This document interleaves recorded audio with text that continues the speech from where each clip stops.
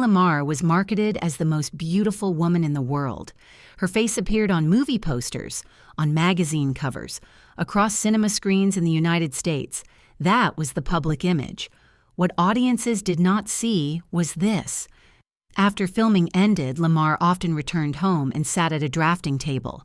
There she worked on technical ideas. Some were practical, others were speculative. All were driven by a lifelong fascination with how things worked. She was born Hedwig Eva Maria Keisler in Vienna in 1914. As a child, she dismantled household objects simply to understand their mechanisms. In 1942, she would receive a United States patent for a secret communication system. For decades, this work remained largely invisible, overshadowed by her film career, dismissed as a curiosity, rarely treated as serious engineering. Before Hollywood, there was Austria. At 19, Lamarr married Fritz Mandl. Mandl was a munitions manufacturer with connections to European arms developers. According to later biographical accounts and archival reconstructions, his home regularly hosted business dinners. These gatherings included military engineers and industrial figures involved in weapons development. Lamarr attended many of these meetings. She was not formally trained as an engineer, but she listened. Discussions often centered on radio control systems, weapons guidance, and emerging military technology. In later interviews, Lamarr said these conversations revealed a critical weakness. Radio-controlled weapons could be easily jammed by an enemy. Some of these recollections are disputed. Lamarr later claimed that Adolf Hitler and Benito Mussolini were guests at Mandl's home. Historians generally reject Hitler's presence, noting that both Lamarr and Mandl were Jewish. There is also no evidence that Lamarr copied military designs from Mandl's circle. What is broadly accepted is that this period exposed her to the problem of secure communication. In 1937, she fled her marriage and left Austria. She would never return. In 1940, Lamarr met George Antheil. Antheil was an avant-garde composer, known for experimental music and for synchronizing automated player pianos. At the time, the U.S. military faced a serious problem. Radio-controlled torpedoes were vulnerable to jamming. Once disrupted, a torpedo could lose guidance entirely. Lamarr proposed a solution. If a signal constantly changed frequencies, an enemy could not lock onto it. The signal would remain usable, even under interference. Antheil contributed more than inspiration. Years earlier, he had confronted a similar synchronization problem in an entirely different field. In his experimental composition, Ballet Mécanique, Antheil attempted to coordinate 16 automated player pianos at once. Each instrument had to remain perfectly aligned in time, without drifting, without responding to external cues, and without a conductor. To achieve this, Antheil relied on mechanical synchronization. Each piano was driven by a motor and controlled by perforated paper rolls. The rolls did more than trigger notes. They dictated timing, sequence, and transitions. As long as the rolls advanced at a constant calibrated speed, every instrument remained in phase.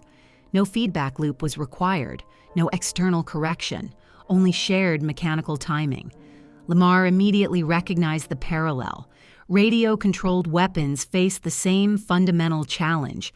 The transmitter and the receiver had to remain synchronized, not just in position, but in timing. If music could be synchronized mechanically without adjustment or communication between parts, then radio signals could be as well. Together, they adapted the logic of the player piano, not as a metaphor, but as an engineering framework, a way to keep two distant systems locked in step while rapidly changing states. In 1942, Lamarr and Antheil were granted a patent for their frequency-hopping communication system. The invention was mechanical by necessity. Electronics of the early 1940s were not yet capable of rapid, reliable frequency switching. Instead, the system relied on precision mechanics and controlled air pressure. At its core were two identical paper rolls, one inside the transmitter, one inside the receiver. The rolls resembled those used in player pianos, long strips of paper, motor-driven, and filled with carefully arranged perforations. Each roll passed over a control head containing a series of narrow vertical channels. A suction pump applied constant vacuum to these channels. When a solid section of paper covered a channel, airflow was blocked. This allowed suction to lift a small piston, keeping a circuit switch open. But when a perforation aligned with the channel, air flowed freely. The suction collapsed. A spring immediately pushed the piston downward, closing the switch. Each switch was connected to a specific tuning condenser. When a switch closed, that condenser was linked to the radio's oscillator. In that instant, the transmission jumped to a new frequency. By arranging perforations across different rows of the paper roll, the system could hop between frequencies in an entirely arbitrary pattern, unpredictable, and nearly impossible to jam. To keep both ends synchronized, the rolls were locked in a starting position using solenoid-controlled pins. When a torpedo was launched, an electrical circuit was broken. Both pins released simultaneously. From that moment on, the rolls advanced together at a constant speed, driven by precisely calibrated spring motors, similar to those used in chronometers. Synchronization was maintained without any external signal. The system also included deliberate deception. The transmitter contained extra tuning condensers that the receiver could not hear. These were used to send false signals on channels that appeared active but carried no valid commands. An indicator lamp at the transmitter alerted the operator when the system was on one of these false channels. During those moments, no control signal would be sent. To an enemy listener, the transmission was chaos, not encryption, but misdirection, security through unpredictability. Lamarr and Antheil donated their patent to the U.S. Navy in 1942.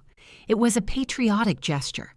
They expected the invention to be evaluated on its technical merits. Instead, Navy researchers rejected the system.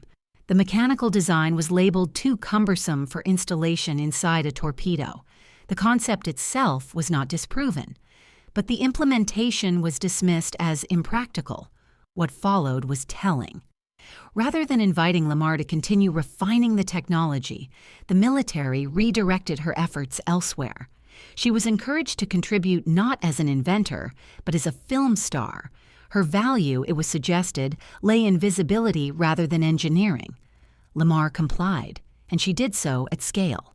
She embarked on an intensive war bond tour, visiting 16 cities in just 10 days. At these events, she adopted a strategy that drew enormous crowds. Anyone who purchased $25,000 in war bonds was promised a kiss. The result was immediate. In a single night, $7 million was raised.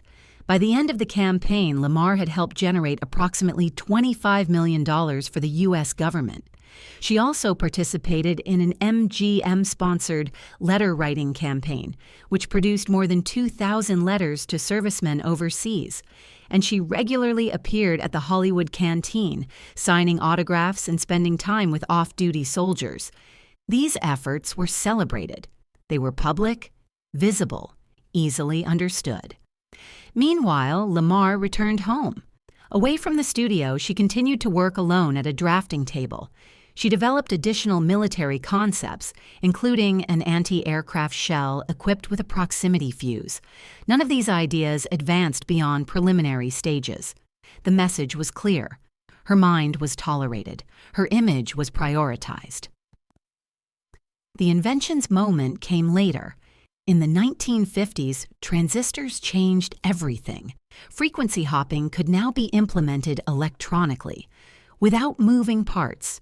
Engineers at companies such as Sylvania began using the concept. By 1962, versions of the technology were reportedly deployed on U.S. naval ships during the Cuban Missile Crisis. Over time, the principle became foundational.